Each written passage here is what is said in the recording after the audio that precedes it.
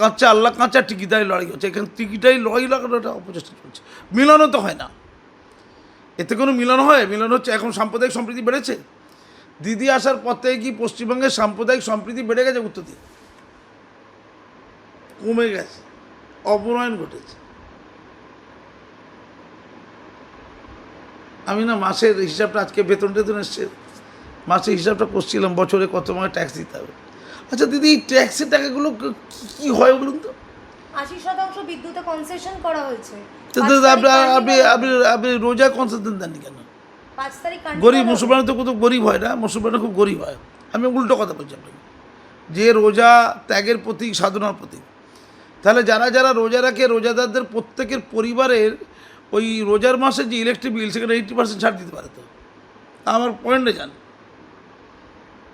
ঈদের জোয়ারও তো একটা অনুষ্ঠান ঈদ উল ফিতরের হয়, সেই সময়টাতে তো ইলেকট্রিসিটি ছাড় দিতে পারে।